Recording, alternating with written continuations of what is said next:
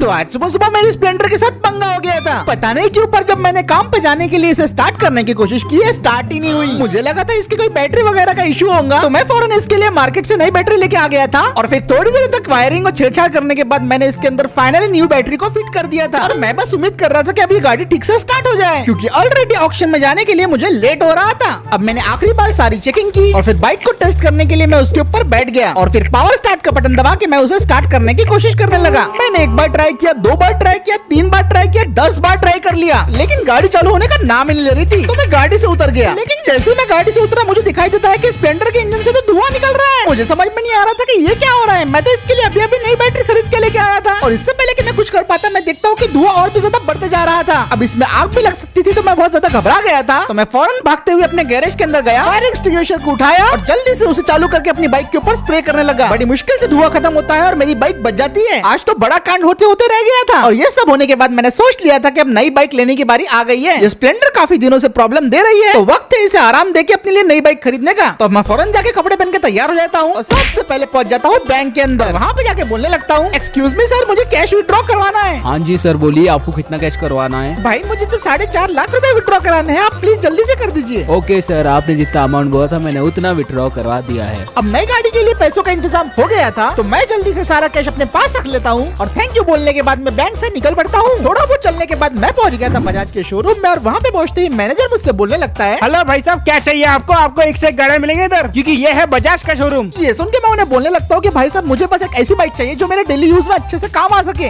ठीक है भाई साहब, मैं समझ गया आपको किस तरह की गाड़ी चाहिए। ये देखिए सर, सारी की सारी 2024 की नई बाइक सिर्फ आपके लिए, बजाज पल्सर 220 NS 200। अरे वाह, ये तो बढ़िया है। बजाज एवेंजर 160 और साथ ही 220 क्रूज मॉडल तो यहाँ पे नहीं है पर आ जाएगा। और अगर आपको लोन चाहिए तो वो भी दिलवा दूंगा। और आपकी पर्सनैलिटी को देख के मैं ये बोल सकता हूँ कि आपको 220 बहुत सूट करेंगे सर। एक बार चला के तो देखिए सर। इतना सुन के मैं उसे ठीक है बोल देता हूँ और मैंने भी सोचा कि एक बार पल्सर की टेस्ट ड्राइव ले ही लेनी चाहिए। अब मैं पल्सर के ऊपर बैठ गया था और फिर उसके बाद मैंने गाड़ी को स्टार्ट किया और फिर मैं निकल पड़ा पल्सर को लेकर टेस्ट ड्राइव करने के लिए। अब ये गाड़ी तो चलने में काफी ज्यादा मस्त थी। मैंने गाड़ी को फुल एक्सेलरेट दे दिया था और मैं इसे पूरी रफ्तार पे भगा जा रहा था। 0 to 100 काफी जल्दी पकड़ रही थी और गाड़ी के अंदर पावर की कोई भी कमी नहीं थी। बस इसे व्हील करना थोड़ा सा मुश्किल हो रहा था। पल्सर 220 तो मेरी बचपन से फेवरेट बाइक है, लेकिन इसको चला के मुझे ये महसूस हुआ कि इसके अंदर अब वो बात नहीं रही। गाड़ी का इंजन इतना स्मूथ नहीं लग रहा था और गाड़ी के लुक्स थोड़े से आउटडेटेड लगे मुझे। तो अब मेरी टेस्ट ड्राइव कंप्लीट हो गई थी और मैं इसे लेके आ गया था वापस शोरूम की तरफ। और जब मैं गाड़ी से उतरा तभी मुझसे मैनेजर बोलने लगता है, तो सर बताइए आपकी राइड कैसी रही?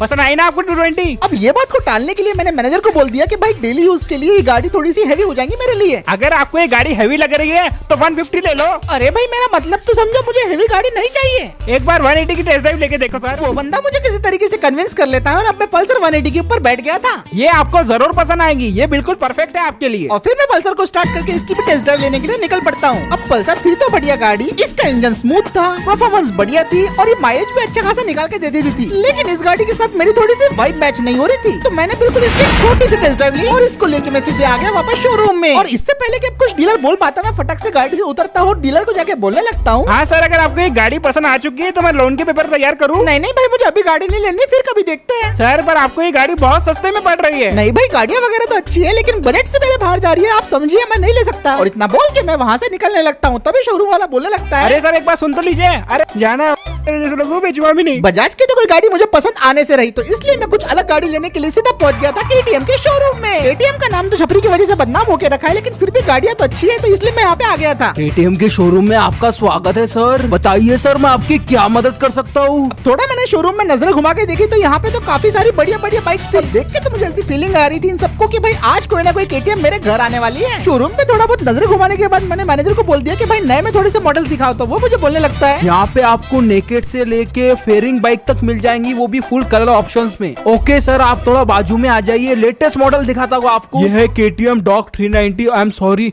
KTM डूक 390 नाम है इसका। 2020 BS6 मॉडल, इंजन एकदम पानी की जैसा ठंडा। आप इंजन को चाट कर देख लो पर चटके नहीं लगेंगे, ये शोएब भाई की गारंटी है। ये सुन के मैं उसे बोलता हूँ कि भाई इसकी सीसी थोड़ी ज्यादा हो जाएंगी, मुझे तो डेली यूज के लिए चाहिए। अगर ऐसी बात है सर तो आपको 125 बताता हूँ मैं डूक, आइए मेरे साथ। ये देखो फुल फेयरिंग बाइक 125 सीसी, इसका भी इंजन पानी के जैसा ठंडा ठंडा है, चाट के देख लो, अच्छी लगेगी। पर ये बात सुन के मैं उसे बोलता हूँ कि भाई मुझे अभी फुल फेयरिंग बाइक लेने का कोई इरादा नहीं है। तो फिर वो बोलने लगता है, अरे सर क्या तुम भी, एक काम करता हूँ मैं तुम्हारी ये बढ़िया चीज बताता हूँ। ये देखो, ये लो भाई साहब, ये है KTM Duke 250, आपके लिए एकदम परफेक्ट चॉइस। लगे तो चाट के देख लो, इसका इंजन भी ठंडा है, लगे तो एक बार टेस्ट ड्राइव ले लो, अगर पसंद नहीं आई ना तो बाजू वाले की पानी पूरी चाट के देख लो। अब ये वाली ड्यूक लेने का मेरा मन कर रहा था। दिखने में तो ये गाड़ी बढ़िया थी और मेरे हिसाब से इसके इंजन भी ठीक ही था। तो मैंने उस बंदे को बोला कि ठीक है भैया, मैं इसकी टेस्ट ड्राइव लेके देखता हूँ। उसके बाद मैं गाड़ी के ऊपर बैठ जाता हूँ, तभी वो बंदा मुझे बोलने लगता है, सर ज्यादा दूर लेके मत जाना, पेट्रोल होता नहीं है गाड़ी में, ठीक है। मैं ठीक है बोल देता हूँ, ड्यूक को स्टार्ट करके निकल पड़ता हूँ इसकी टेस्ट ड्राइव करने के लिए। सर ज्यादा दूर मत जाना, लकड़ बग्गे घूमते। और ये वाली ड्यूक तो किसी मॉन्स्टर से कम नहीं थी। इसको चला के मुझे एक अलग ही मजा आ रहा था। इसकी स्पीड, इसकी पावर, हर एक चीज सबके सब बढ़िया थी। 0 से 100 तो बस यूं पकड़ रही थी और व्हीली करने में हमेशा की तरह एक्सपर्ट। मैंने तो अपना मन बना लिया था कि भाई अब मैं ड्यूक को ही लेने वाला हूँ। तो मैं गाड़ी घुमाया और डीलरशिप की तरफ वापस निकल पड़ा। पर वापस जाते जाते मुझे कुछ ऐसी आवाजें सुनाई दी, ए जबरी, ओ छपरी ध्यान से,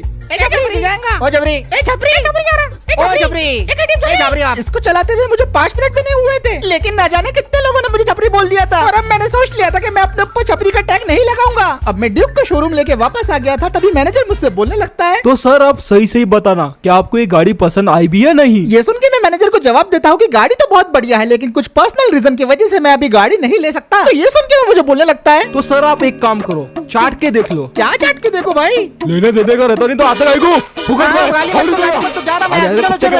गाड़ी लेने को पैसे नहीं तो घर में बैठना ना, घर में होने दो गया, होने दो गया। जान बची तो लाखों पाए, लौट के बुद्धू घर को आए। और इसी तरह अब मैं एक दूसरे शोरूम में पहुंच गया था, जो कि था रॉयल इनफील्ड के शोरूम में आपका स्वागत है। चलिए मैं आपको अच्छी बाइक्स बताता हूँ। और फिर मैनेजर शोरूम के अंदर जाके बाइक्स दिखाने लगता है। तो ये रही सर रॉयल इनफील्ड की लेटेस्ट नई बाइक्स। और शोरूम में देखने के बाद मुझे पता चलता है कि यहाँ पे तो नए वाले बुलेट 350 स्टैंडर्ड के मॉडल आए हुए हैं। मीटियोर, हंटर और हिमालयन तो आउट ऑफ स्टॉक थे। बस 350 क्लासिक और 350 स्टैंडर्ड के मॉडल यहाँ पे अवेलेबल थे, वो भी नए वाले। सारी बाइक्स को गौर से देखने के बाद मुझे बुलेट 350 स्टैंडर्ड पसंद आ गई थी। और मैं सोच रहा था कि अगर बाइक लेनी है तो बुलेट क्यों नहीं, स्प्लेंडर से तो अपग्रेड करना चाहिए ही ना। तो बोलिए सर आपको कौन सी बाइक पसंद आ रही है इसमें से? सर मुझे तो नई वाली बुलेट मस्त लग रही है। तो अच्छा आपको नई वाली स्टैंडर्ड पसंद आई है, चलिए हम आपके लिए टेस्ट ड्राइव का अरेंजमेंट करते हैं। लीजिए सर आपकी बुलेट, ये कंपनी की गाड़ी है तो थोड़ा स्लो चलाना। हाँ सर ठीक है। और फिर इतना बोलने के बाद मैं बुलेट के ऊपर बैठ जाता हूँ और उसे स्टार्ट कर देता हूँ।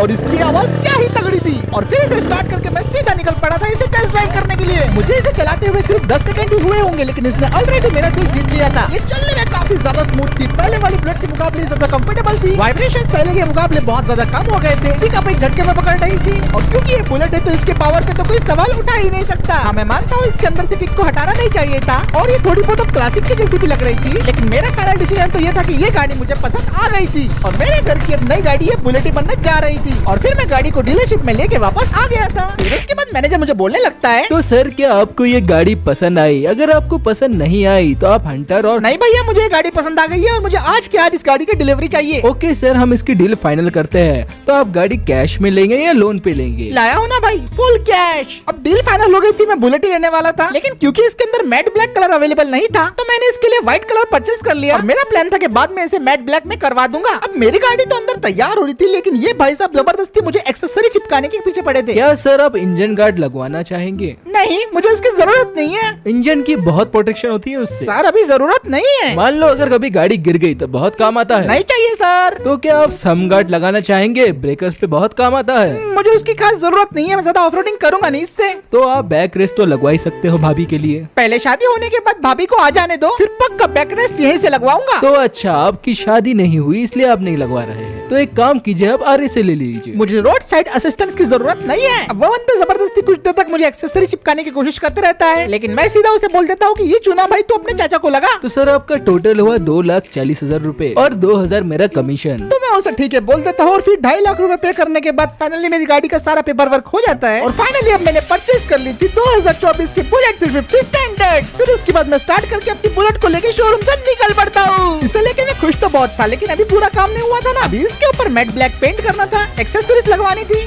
और इसे फुल्ली मॉडिफाई भी करवाना था। अब रास्ते में मैं एक सिग्नल पर रुक गया था और उसके ग्रीन होने का इंतजार कर रहा था। तब इतने मेरे बाजू में मुझे चिरकुट दिखाई देता है, वो बोलने लगता है। अरे ओए क्या कर रहा है यहाँ पर? तो मैं उसे जवाब देता हूँ कि भाई बस मैं अभी अभी अपनी बुलेट की डिलीवरी लेके आया हूँ। तो ये सुन के वो बोलने लगता है, छी, ये तो नकली बुलेट है। ये देख मेरी दद्दा की बुलेट, ये उल्टे किक वाली है, उसमें डीजल डलता है, डीजल। भाई यहाँ पे असली नकली की बात कहाँ से आ गई? बुलेट तो बुलेट ही होती है ना। ये असली बुलेट है बेटा, झूठ लग रहा है तो चल लगा ले ग्रेस। अभी लोहे का लोहा और प्लास्टिक का प्लास्टिक हो जाएगा। बोल। ये सुन के मैं उसे बोलता हूँ कि ठीक है भाई, मैं रेस के लिए तैयार हूँ। चल ठीक है, तेरा घमंड अभी तोड़ता हूँ। फिर उसके बाद हम दोनों अपने अपनी बुलेटों को स्टार्ट करते हैं और फिर जैसे ही सिग्नल ग्रीन होता है हम 3, 2, 1 बोल के अपनी रेस को शुरू कर देते हैं। शुरुआत में तो मेरी बुलेट आगे निकल गई थी, लेकिन थोड़ी ही दूर जाने के बाद चिरकुट अचानक से मुझे ओवरटेक कर देता है। उसकी बुलेट भले ही पुरानी होंगी, लेकिन आज भी उसके अंदर पावर उतना ही था। मैं उसे कैचअप करने की पूरी कोशिश कर रहा था, लेकिन चिरकुट काफी स्पीड से आगे भागे जा रहा था। रेस खत्म होने में सिर्फ 500 मीटर रह गए थे और मुझे लग रहा था कि चिरकुट ही जीतने वाला है। अरे डिक्चल का, हमारे डिक्चल का।